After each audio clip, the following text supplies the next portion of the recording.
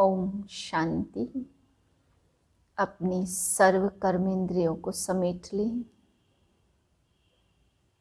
मन और बुद्धि को एकाग्र कर लें। आज बाबा हम बच्चों को बेहद का वर्षा देने आए हैं। उस नशे और खुशी में बैठे कि भगवान मुझे बेहद की प्रॉपर्टी देने आए हैं। जैसे शरीर का बाप एक जन्म की प्रॉपर्टी देते, ऐसे आत्मा का पिता परमात्मा जन्म जन्म की प्रॉपर्टी वर्षा देने के लिए आए हैं। मैं आत्मा जन्म जन्म के लिए भरपूर हो रही हूँ। मस्तक सिंहासन पर बैठी मैं आत्मा अपने पिता परमात्मा के महावाक्य सुनती हूँ। 31/12/2020 के महावाक्य हैं।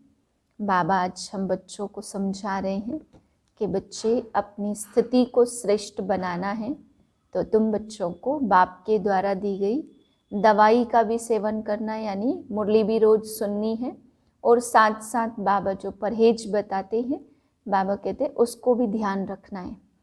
क्योंकि बाप कहते हैं जैसे डॉक्टर अगर कहे कि दवाई लो और खटाई नहीं खाना, या कोई भी परहेज बताते तो छुप छुप के अगर उस परहेज को नहीं किया, खटाई खाते रहे, तो बाबा कहते कि दवाई का असर नहीं होगा। ऐसे यहाँ पे भी कितना भी ज्ञान योग करते हैं, अगर पीछे विकर्म करते रहेंगे तो अवस्था जोर नहीं भरेगी। तो बाबा कहते इतना उमंग उत्साह, इतनी स्थिति अच्छी नहीं होती है, तो फिर इसका मतलब है दवाई तो ले रहे हैं लेकिन परहेज नहीं रख रहे हैं। फिर बाबा समझा रहे कि इस धर्म के पत्ते तुम बच्चों को लगाने पड़ते हैं, और धर्मों के पत्ते तो ऑटोमेटिक ही परम धाम से आ जाते हैं। बाकी बाबा कहते हैं इस धर्म में यही मेहनत है कि तुम पत्तों को लगाते हो इस वृक्ष में, तो वे पत्ते झड़ भी जाते तूफान लगने से, फिर आगे नए पत्ते भी आ जाते हैं। तो बाबा कहते यही मेहनत है, नए पत्तों को चुन चुन के देवी देवता धर्म के पत्ते बनाना। फिर बाबा समझा रहे कि बच्चे इस समय तुम्हारी कर्मेंद्रियों से कोई भी भूल नहीं होनी चाहिए, इसलिए अटेंशन रखना है। फिर बाबा ने आज समझाया है कि यज्ञ में असुरों के विघ्न पड़े, शास्त्रों में गायन है। तो पहले तो हम बच्चे सभी समझते थे कि शायद किचड़ा डाला होगा, लेकिन अब समझते किस प्रकार से असुर विघ्न डालते, कैसे कैसे विघ्न है। बाबा कहते सारे विघ्न की बातें तुम्हें अब समझ में आती है। फिर बाबा आगे समझा रहे हैं कि बच्चे याद की यात्रा में रहना है और स्वदर्शन चक्र फिराते रहना है, तभी तुम्हें ऊंच पद मिलेगा। और बाबा कहते जितनी भी तपस्या करते हैं, अगर हमारी कर्मातीत अवस्था अभी हो जाए तो हम सूक्ष्म वतन में जाके रहेंगे। फिर बाबा कहते यहाँ जन्म नहीं ले सकते, फिर सतयुग में ही जन्म लेंगे। तो अभी किसी की भी कर्मातीत अवस्था होती नहीं है, क्योंकि बाबा कहते हैं फिर सूक्ष्म वतन में रहना पड़े जब तक स्वर्ग ना आए, इसलिए हम दोबारा से यहीं जन्म लेते हैं। तो कर्मातीत अवस्था होगी अंत के समय में। मीठे बच्चे, तुम्हारी यह ईश्वरी मिशन है, तुम सबको ईश्वर का बनाकर उन्हें बेहद का वर्षा दिलाते हो। प्रश्न है कर्मेंद्रियों की चंचलता समाप्त कब होगी? उत्तर है जब तुम्हारी स्थिति सिल्वर एज तक पहुंचेगी। जब आत्मा त्रेता की सतो स्टेज तक पहुंच जाएगी तो कर्मेंद्रियों की चंचलता बंद हो जाएगी। अभी तुम्हारी रिटर्न जर्नी है, इसलिए कर्मेंद्रियों को वश में रखना है। कोई भी छिपाकर ऐसा कर्म नहीं करना जो आत्मा पतित बन जाए।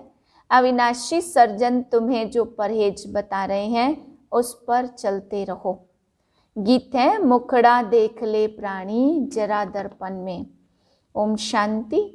रूहानी बच्चों प्रति रूहानी बाप समझा रहे हैं, न सिर्फ तुम बच्चों को, जो भी रूहानी बच्चे प्रजापिता ब्रह्मा मुख वंशावली हैं वह जानते हैं। हम ब्राह्मणों को ही बाप समझाते हैं, पहले तुम शूद्र थे फिर आकर के ब्राह्मण बने हो। बाप ने वर्णों का भी हिसाब समझाया है।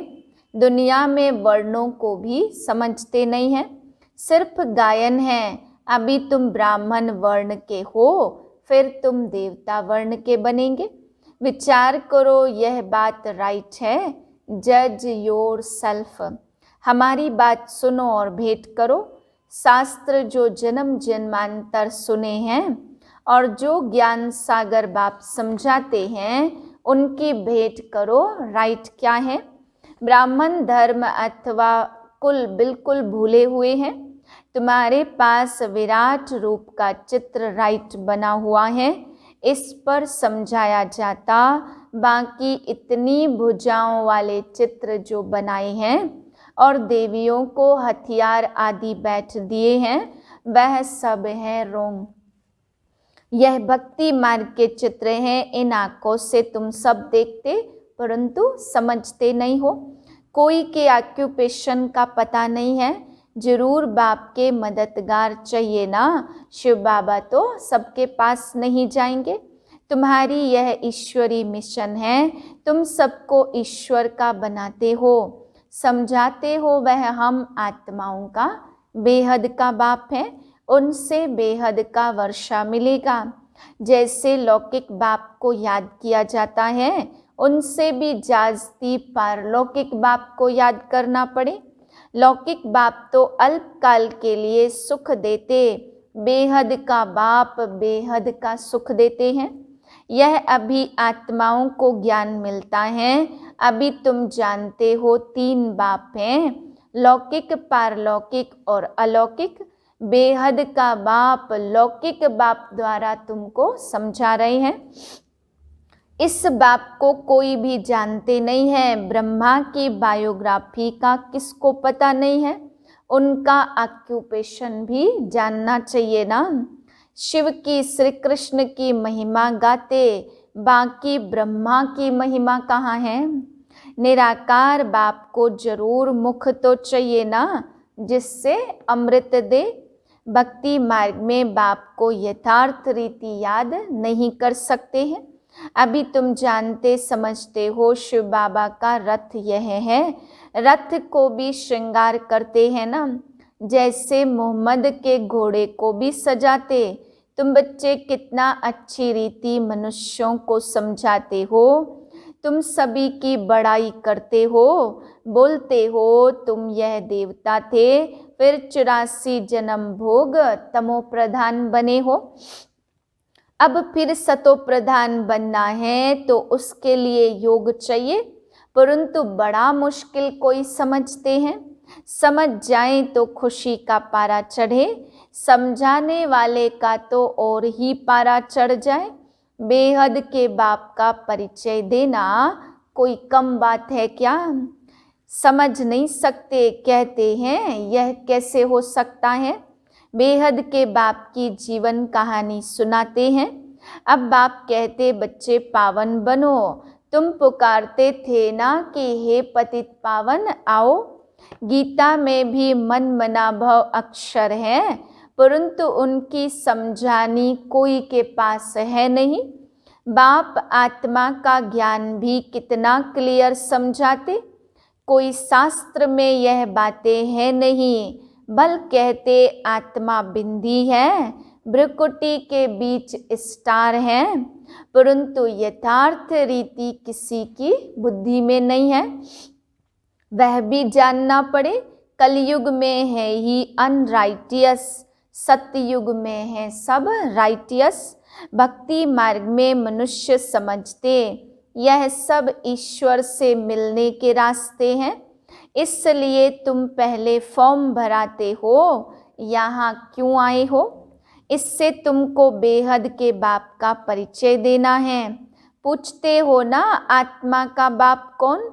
सर्वव्यापी कहने से तो कोई अर्थ ही नहीं निकलता। सबका बाप कौन है, यह है मुख्य बात। अपने अपने घर में भी तुम समझा सकते हो। 1-2 मुख्य चित्र, सीढ़ी, त्रिमूर्ति, झाड़, यह बहुत जरूरी है। झाड़ से सब धर्म वाले समझ सकते कि हमारा धर्म कब शुरू हुआ। हम इस हिसाब से स्वर्ग में जा सकते हैं। जो पीछे आते वह स्वर्ग में जा न सके। और धर्म वालों को पत्ते नहीं बनाने पड़ते। बाबा पुरुषार्थ कराते हैं आप समान बनाने के लिए। ज्ञान में आकर बाप का बनकर अगर कोई ऐसा काम करते तो उसका बोझा सिर पर बहुत चढ़ता है। बाप पावन बनाने आते, फिर ऐसा कुछ काम करते हैं तो और ही पतित बन पड़ते। इसलिए बाबा कहते ऐसा कोई काम नहीं करो जो घाटा पड़ जाए। बाप की ग्लानि होती है ना, ऐसा कर्म नहीं करो जो विक्रम जास्ती हो जाए। परहेज भी रखनी है। डॉक्टर कहे खटाई नहीं खाना तो मानना चाहिए ना। संकल्प बहुत आएंगे, इसमें डरना नहीं है। जब तुम सिल्वर एज तक पहुंचेंगे तब कर्मेंद्रियों की चंचलता बंद हो जाएगी। फिर सतयुग की अवस्था में आएंगे तो सतो प्रधान। अभी रिटर्न जर्नी है तो सबको सतो प्रधान बनना है। अपना चार्ट देखना है, हमने कितने पाप कितने पुण्य किए हैं। बाप को याद करते करते आयरन एज से सिल्वर एज में जाना है। फिर तुमको महसूस होगा अभी कोई तूफान नहीं आते, वह भी अवस्था आएगी, फिर गोल्डन एज में चले जाएंगे। हम तो हिम्मत दिलाते, अच्छी बात सुनाते, तुम नीचे गिर पड़ते हो। जिसने 84 जन्म लिए उनको झट स्मृति आएगी। जितना खाद निकलती जाएगी उतना ऊंच पद मिलेगा। जो जितना पुरुषार्थ करे, हर एक के पुरुषार्थ को देख तुम देख रहे हो बाबा की बहुत अच्छी मदद मिलती। यह तो जैसे पुराना बच्चा है, हर एक की नब्ज को समझते हो ना। सयाने जो होंगे वह झट समझ जाएंगे।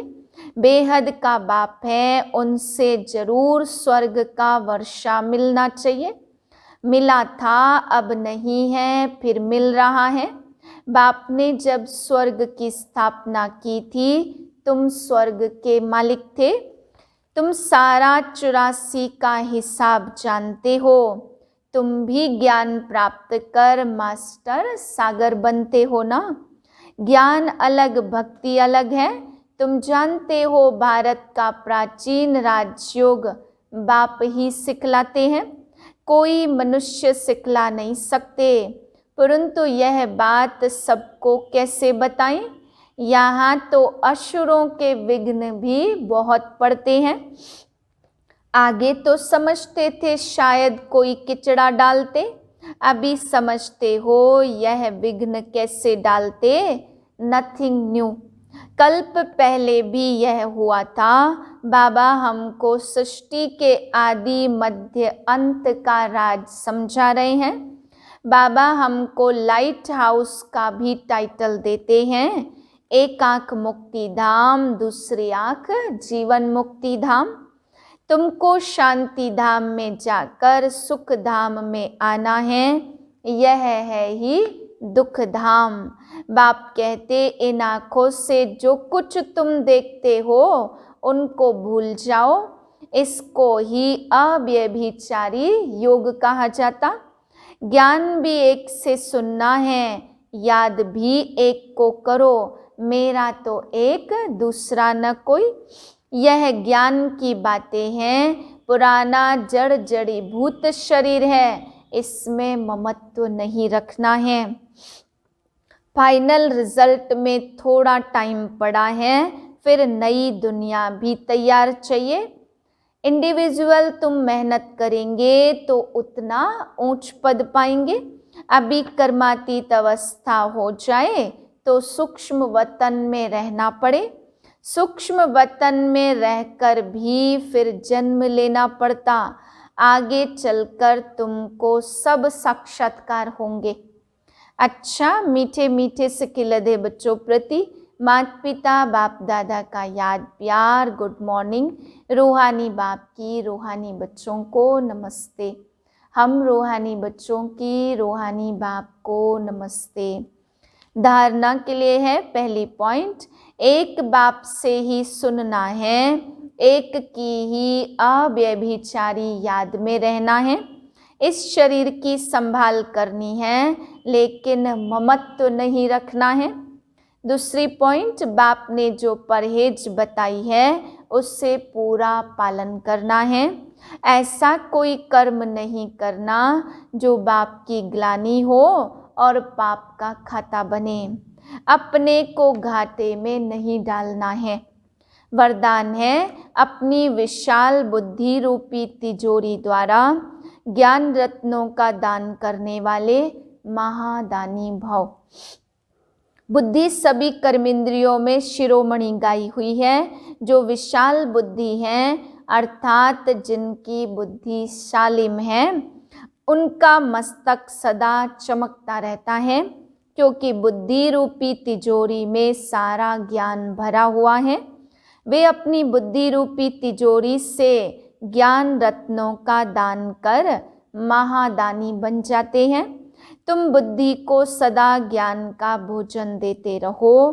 बुद्धि अगर ज्ञान बल से भरपूर है तो प्रकृति को भी योग बल से ठीक कर लेती है। सर्वोत्तम बुद्धि वाले संपूर्ण ज्ञान से सर्वोत्तम कमाई कर वैकुंठ की बादशाही प्राप्त करते हैं। स्लोगन है, शक्ति स्वरूप स्थिति का अनुभव करना है तो संकल्पों की गति को धैर्यवत बनाओ। शक्ति स्वरूप स्थिति का अनुभव करना है तो संकल्पों की गति को धैर्यवत बनाओ। ओम शांति।